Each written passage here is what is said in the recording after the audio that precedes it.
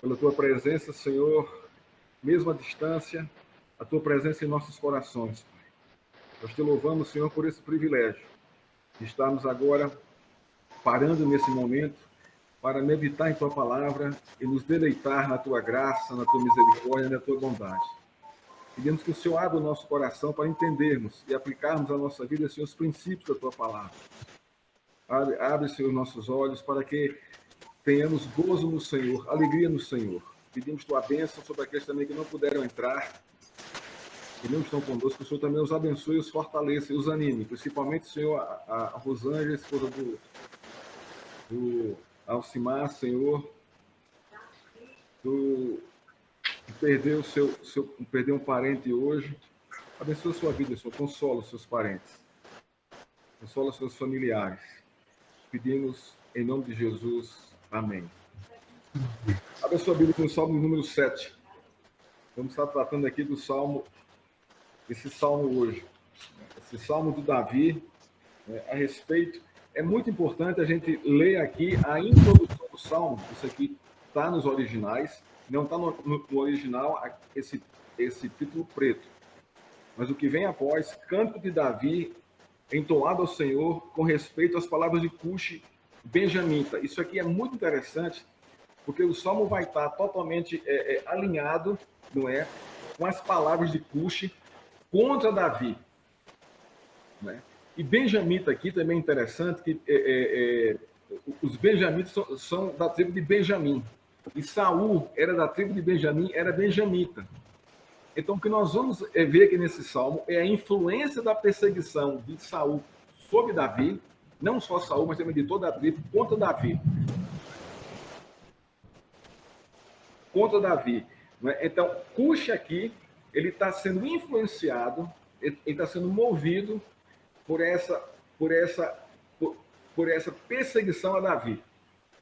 Então, o salmo vai tratar disso aqui. E esse é o ponto, esse é o contexto do salmo. E qual é a postura de Davi diante da perseguição de Cushi? Não só de Cushi, também dos seus inimigos aqui, que no verso 6 fala aqui que os seus adversários vão para cima dele com muita fúria. Então não é só um inimigo aqui, são vários. E diante aqui do contexto do texto aqui, a gente pode pensar que são pessoas que fazem parte da tribo dos benjamitas, da qual o rei Saul é de lá. Então diz assim o Salmo 7. Senhor, meu Deus, em ti me refugio, salva-me de todos os que me perseguem e livra-me, para que ninguém, como leão, me arrebate, despedaçando-me, não havendo quem me livre. Senhor, meu Deus, se eu fiz isso, de que me culpam, se cometi alguma injustiça, se paguei com mal a quem estava em paz comigo, eu, que poupei aquele que sem razão me oprimia, então que o inimigo me persiga e me alcance. Pisoteie no chão a minha vida e reduz ao pó a minha glória. Levanta-te, Senhor, na tua indignação, mostra a tua grandeza contra a fúria dos meus adversários e desperta-te em meu favor, segundo o juízo que designaste. Reúnam-se os povos ao redor de ti e das alturas domina sobre eles. Senhor, o Senhor julga os povos. Julga-me, Senhor, segundo a minha justiça e segundo a integridade que há em mim.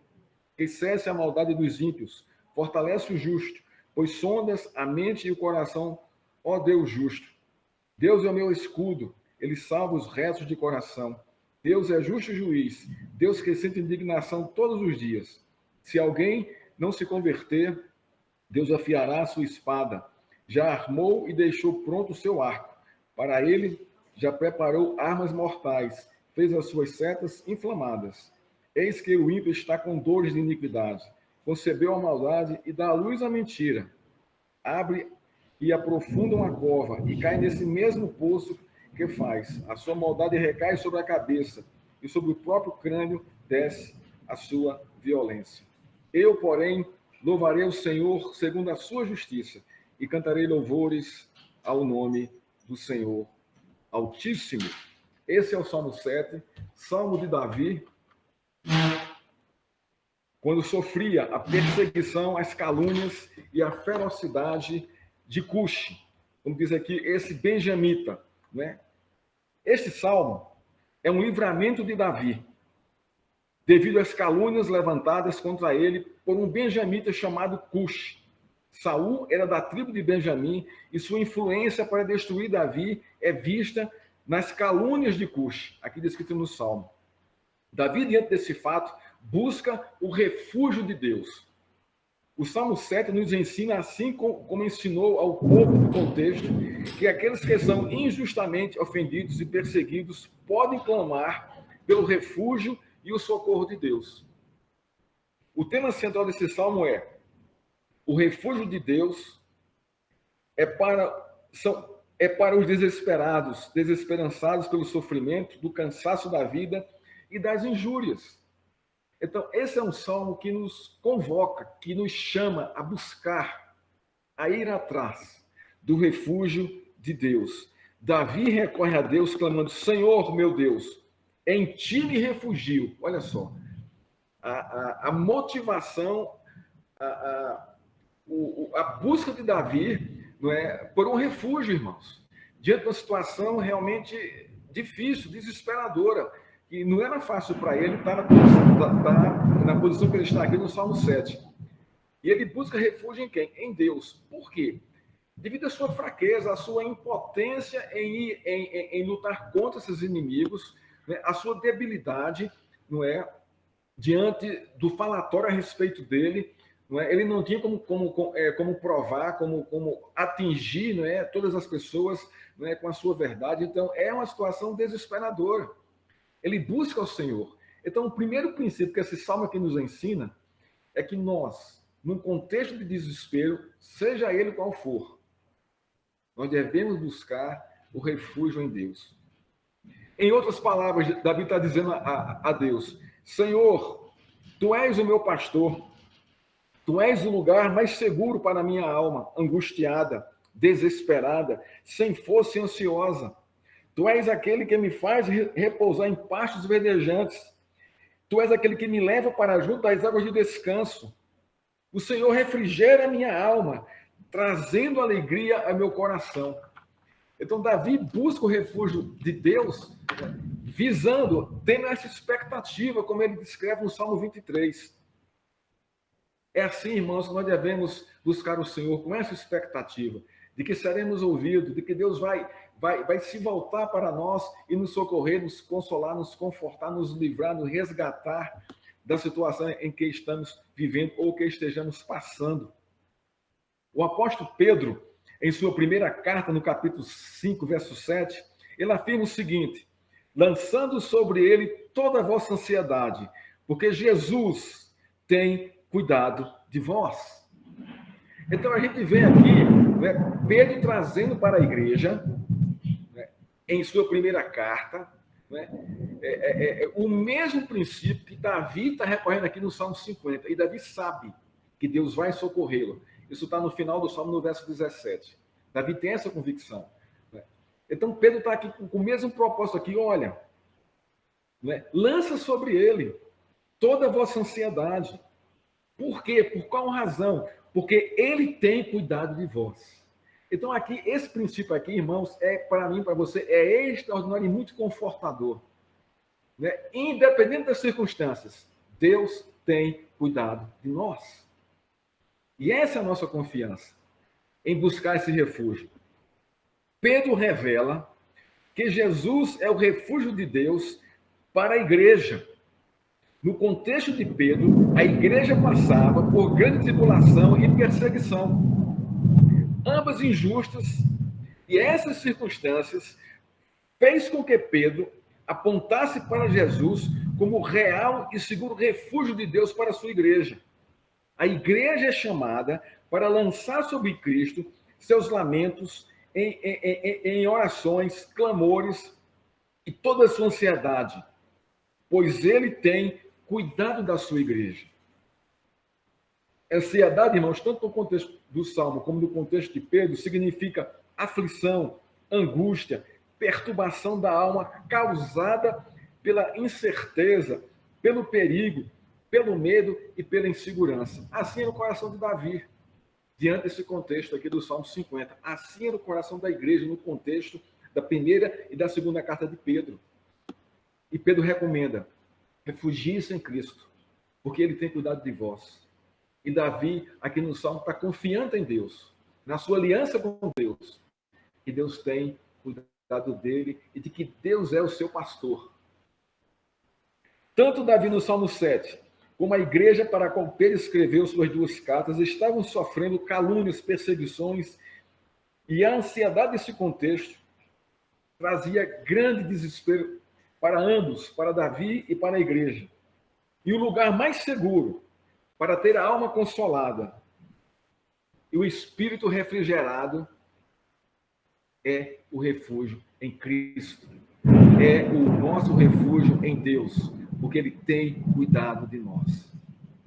Deus tem cuidado de nós, irmãos. Não seguir pelas circunstâncias. Você não vai perceber essas circunstâncias, mas seguir confiadamente nas suas promessas. Pedro diz, Ele tem cuidado de vós.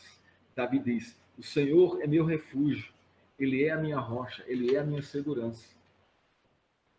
Jesus, nos evangelhos, chama para si os cansados e sobrecarregados, pois só Ele poderá dar o descanso para a alma deles, por meio do seu testemunho e do seu ensino. Então, o próprio Jesus nos convida. Ele é o nosso refúgio. Venham a mim, todos vós, que estáis cansados e sobrecarregados. Aqui, irmãos, não é uma palavra para descrentes, mas é para todos, crentes e descrentes, porque ambos passam por tribulações, ambos passam por ansiedades, por angústias. E Jesus chama para si, venham, eu sou o refúgio. O refúgio de Deus é um lugar ativo, onde Deus, por meio da sua palavra, conforta os que se chegam a Ele. Isso é verdade, irmãos. Deus nos conforta por meio da sua palavra. Deus conforta todos aqueles que se chegam a Ele, desesperados por consolo, por conforto, por livramento, por resgate, por salvação. Davi está buscando esse refúgio, o refúgio de Deus, por meio da fidelidade de Deus à sua aliança, exposta em sua palavra. E Davi sabia disso. Davi conhecia essa aliança de Deus. Em vários salmos, Deus se revela como refúgio para o seu povo.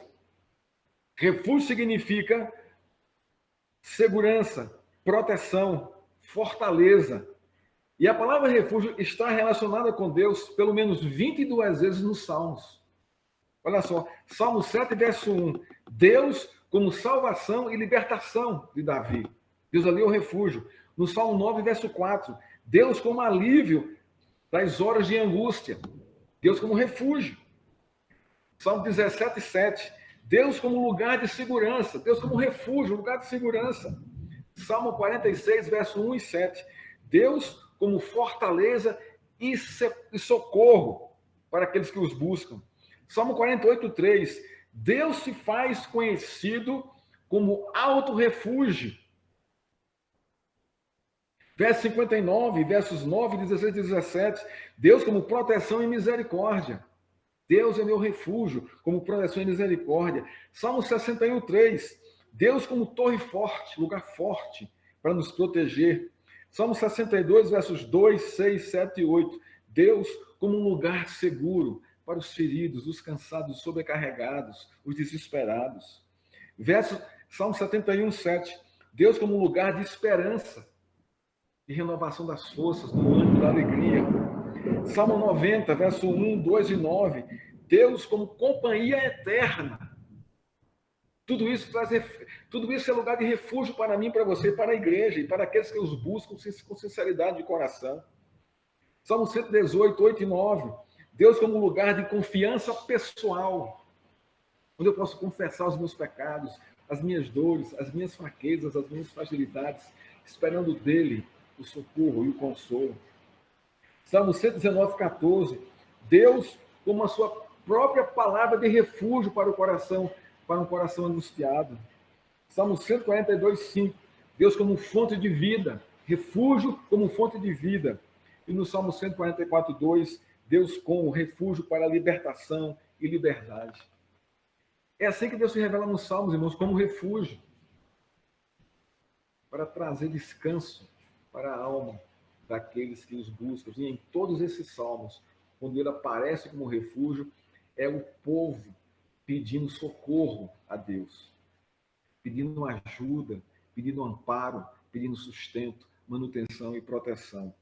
Todos esses salmos, o mais conhecido sobre o refúgio de Deus é o Salmo 46, que nos diz: Deus é o nosso refúgio e fortaleza, socorro bem presente nas tribulações. Esse é o salmo que nós sabemos de cor. O Salmo 46, verso 1. Contudo, o Salmo 48, 3 revela algo maravilhoso para o povo de Deus. Deus se faz conhecer como alto refúgio. Olha só, irmãos. Não fomos nós que descobrimos que Deus é um refúgio. Não foi isso que aconteceu. Deus se revelou a nós, irmãos, como refúgio, porque Ele sabe das nossas fraquezas. E Ele se agrada quando nós chegamos a Ele pedindo socorro, quando nós corremos para o seu refúgio. É o próprio Deus que se revela a nós como lugar de segurança, proteção, consolo, conforto e salvação. É Ele que faz isso. Essas verdades, né, nos apontam, né, algumas realidades. Primeira, Deus conhece a nossa necessidade do seu refúgio. Segundo, Deus conhece a nossa necessidade que temos de restauração, de renovação, de salvação e de libertação em seu refúgio.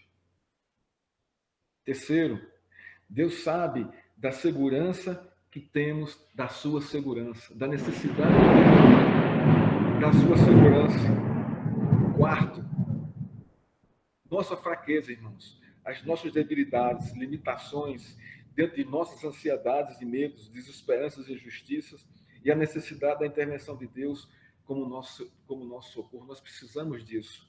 Nós sabemos das nossas fraquezas, debilidades, limitações, das nossas desesperanças, dos nossos medos, e nós precisamos da intervenção de Deus nos levando a esse refúgio, a essa segurança, a esse conforto nele. Nós sabemos dessas verdades.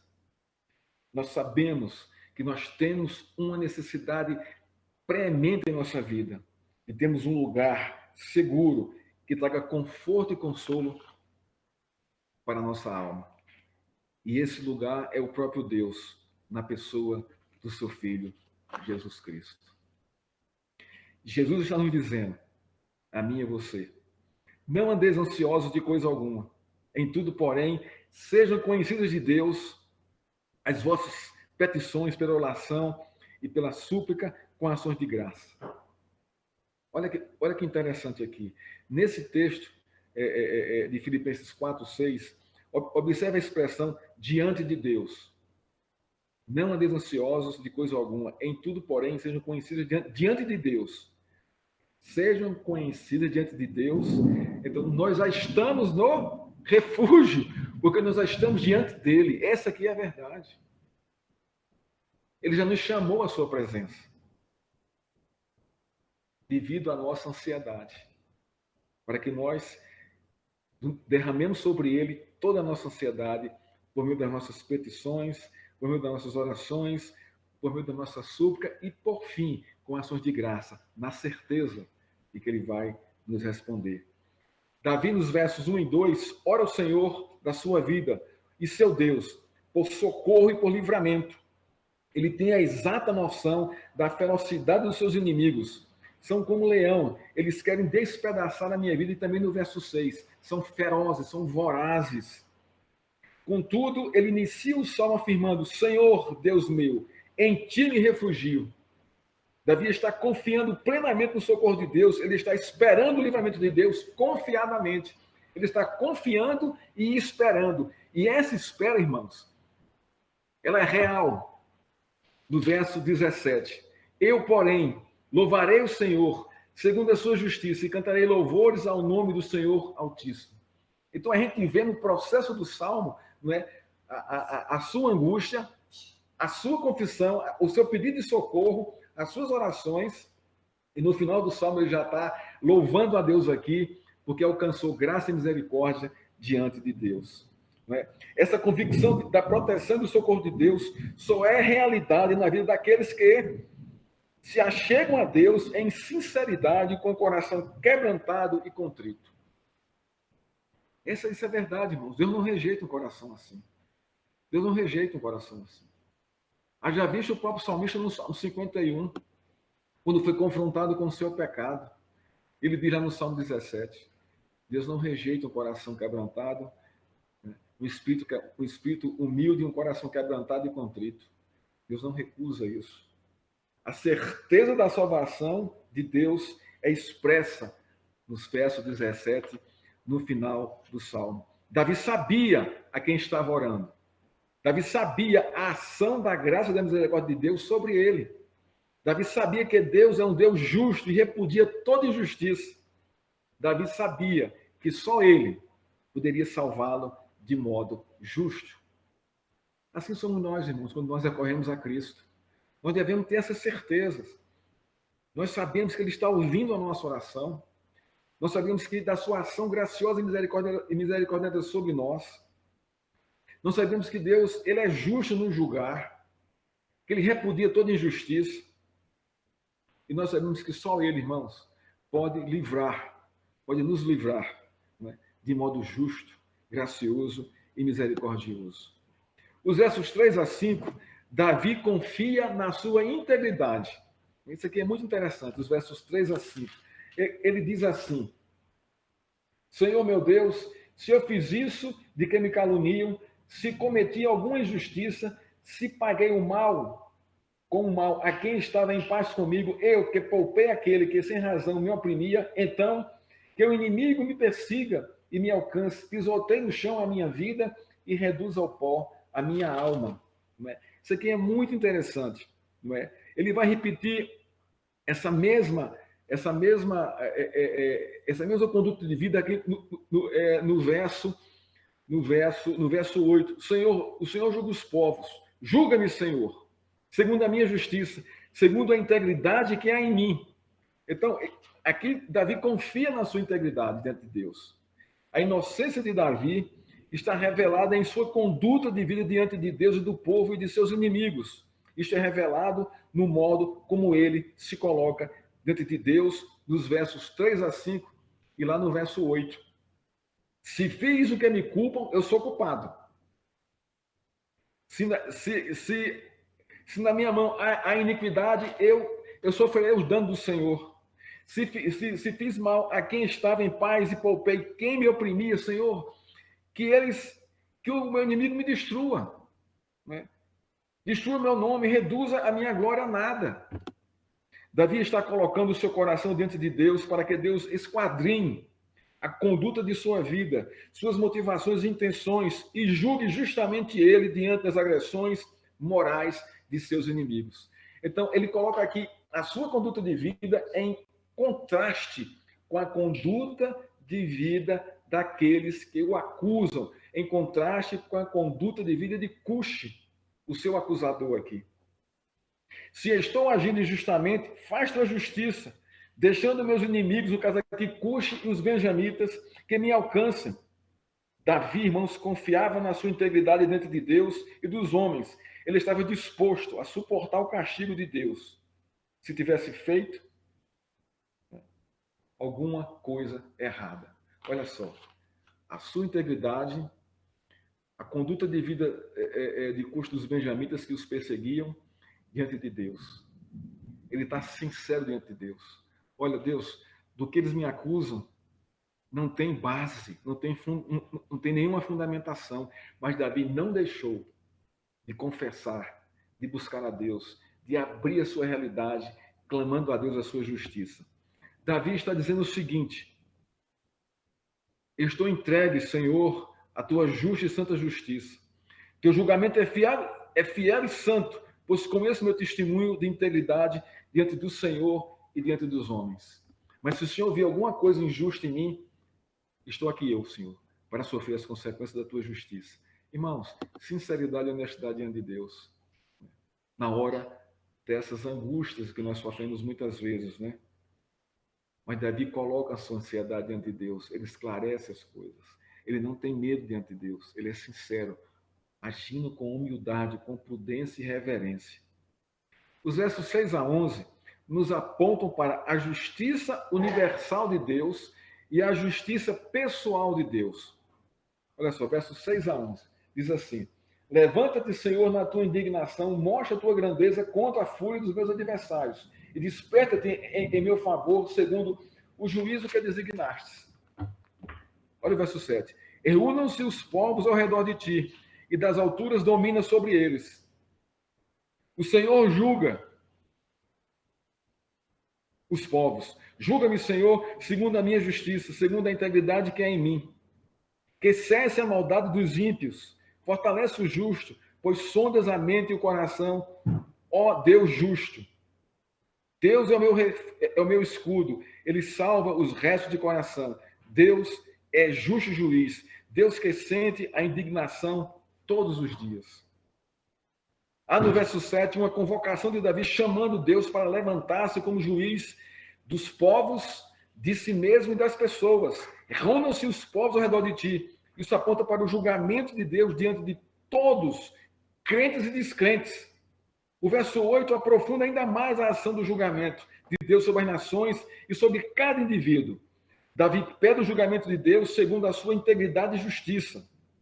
Isso tem a ver com o seu testemunho em temor diante de Deus e dos homens, em relação ao testemunho de seus inimigos. Ele se coloca também nesse julgamento, junto com os povos, junto com, com a vida de cada um. Mesmo sendo pecador, Davi reconhecia que sua integridade e justiça estavam na graça e na misericórdia do Deus da aliança. Era Deus que o fazia justo e íntegro, não sua justiça própria. Não sua justiça própria. A chave dos versos 7 e 9 é a celebração de Davi na justiça de Deus sobre as nações, sobre ele e sobre os ímpios. Os versos 9 a 11 revelam o pedido de Davi na ação da justiça de Deus. Olha só. Senhor, age com justiça sobre a maldade dos ímpios. Senhor, fortalece todos os justos. Senhor, tu sondas a mente e o coração de cada um. Faz justiça segundo a tua sondagem dos corações. Davi está clamando isso, irmãos, diante de Deus. Ele não quer a sua justiça própria. Ele está se colocando diante de Deus, porque Deus é o seu refúgio para trazer conforto, consolo, salvação, restauração e livramento do que ele está passando. Calvino, ao comentar esse verso 9 em seus comentários do Salmo, ele diz o seguinte: mais cedo ou mais tarde, todos terão que comparecer perante o tribunal de Deus, onde a pergunta não será quais foram os votos, quais foram os seus títulos da vida, ou qual foi o esplendor das vossas ações. Deus não perguntará isso no dia do seu tribunal. Deus perguntará assim: qual foi a proporção da pureza dos vossos corações? É isso que vai acontecer. É isso que está acontecendo aqui. Davi está colocando o seu coração diante de Deus para que Deus julgue não só o seu coração, mas também o coração dos ímpios. Para que Deus seja justo no seu julgar. Davi, no verso 10, confessa: Deus é o meu escudo, ele salva os restos de coração. Davi tem a certeza de que a justiça de Deus está fundamentada na pureza do coração de seus servos, purificados por meio da sua palavra. Assim somos nós, irmãos. Não é? Cristo nos purificou com o seu sangue na cruz. A justiça não é nossa. Nós não temos justiça própria diante de Deus. Mas Jesus é a nossa justiça. Por isso que Pedro chama que a gente lance sobre ele toda a nossa ansiedade, porque ele tem cuidado de nós. Ele é o nosso consolo, o nosso conforto, a nossa salvação. O verso 11 revela as seguintes realidades. O que diz o verso 11? Deus é justo juiz. Deus se sente indignação todos os dias. O que é que esse verso 11 revela? Primeiro, o zelo de Deus por seu caráter santo e justo. Então, ele ao olhar a humanidade, irmãos, ele tá, indignado com toda essa essa ação do pecado no coração do homem. Segundo, a condição da natureza humana pecadora, que afronta o caráter santo e justo de Deus. E terceiro, Deus não muda seu caráter por se indignar com a condição de pecado do homem. Ele continua firme, aplicando a sua justiça. Então, o verso 11 revela o zelo de Deus por seu caráter santo e justo, revela a condição humana em pecado que afronta a santidade de Deus, por isso que ele está indignado, mas mesmo assim, nessa realidade, ele continua firme, aplicando a sua justiça. Então, isso para mim e para você, irmãos, é um descanso muito grande. Porque nós vivemos dias onde parece que se perderam o prumo das coisas. Não é? As notícias são confusas. Nós não sabemos onde está a verdade. Nós não sabemos aonde está o equilíbrio das coisas. Está tudo sendo transformado, tudo sendo mudado de uma forma muito rápida, muito brusca, muito má. E nós estamos perdidos nesse contexto de instabilidade, de insegurança, de depravação total, de mudança dos valores. Né? Eu me sinto perdido muitas vezes diante dessa realidade. Mas eu não posso perder, irmãos, o foco de que mesmo dentro disso aí, Deus está indignado e está fazendo a sua justiça. Mesmo que meus olhos não percebam isso. Mas eu confio, eu creio que Deus continua o mesmo, santo, e fazendo a sua justiça sobre essa humanidade. Sustentando o justo, salvando o justo, consolando o justo, né? Trazendo esperança da consumação eterna, da consumação que Jesus vai trazer, da restauração plena em Cristo.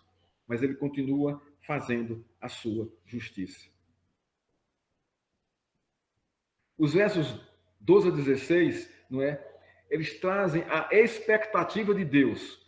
Olha o que diz os versos 12 a 16. Né?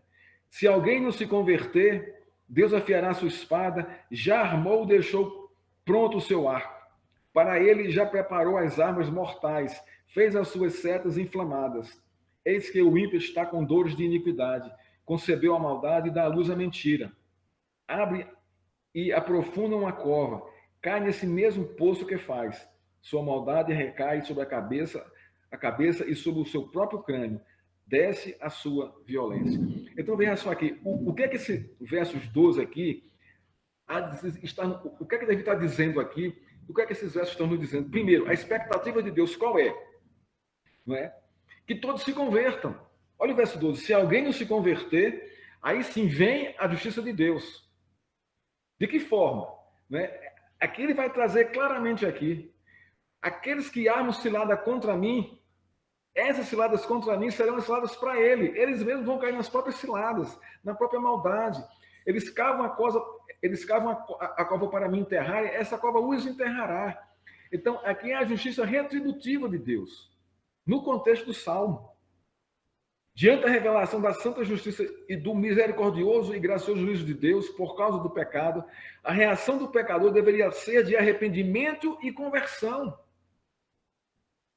Essa é a expectativa de Deus, essa é a expectativa de Davi, que esses inimigos se convertam. Convertam-se. Convertam-se. O justo juízo virá sobre toda a impiedade, maldade e injustiça. Deus fará justiça sobre isso. E não tarda para isso. O juízo será provado aqui e agora, pois a maldade de cada um recairá sobre sua cabeça, e no juízo final, com a condenação eterna. Essa é a expectativa de Deus, irmãos, que a humanidade, que as pessoas, ao ouvirem a sua palavra, convertam-se da sua maldade. Mas caso não se convertam, já está decretada aqui a sua justiça. A verdade é, o mal sempre volta contra quem o planeja e o pratica. É o princípio da retribuição de Deus. É o que está aqui no Salmo. Davi está alertando, né, os seus ouvintes e a igreja, o povo de Israel, os próprios benjamitas, a se darem conta do que está acontecendo aqui, para que tome essa posição de arrependimento. De arrependimento, não é? Calvino diz em seu comentário desse Salmo 7, A justiça de Deus aqui deve subtender sua fidelidade, através da qual ele se mostra bom para com seus servos, defendendo e preservando suas vidas. Deus não encerra nem oculta de nós sua justiça nos recônditos recessos da sua própria mente, senão que a manifesta em nosso benefício quando nos defende contra toda violência e injustiça, nos livra da opressão e nos preserva em segurança, mesmo que o perverso nos façam guerra e nos persigam. Essa confiança, irmãos, que esse salmo nos chama, nesse refúgio de Deus. Davi buscou refúgio para que Deus agisse, né, com justiça a seu favor, e encontrou a resposta. Ele encerra o salmo de uma maneira muito graciosa. Eu, porém, né, apesar de estar nesse contexto dessa perseguição, eu, porém, louvarei o Senhor, segundo a sua justiça.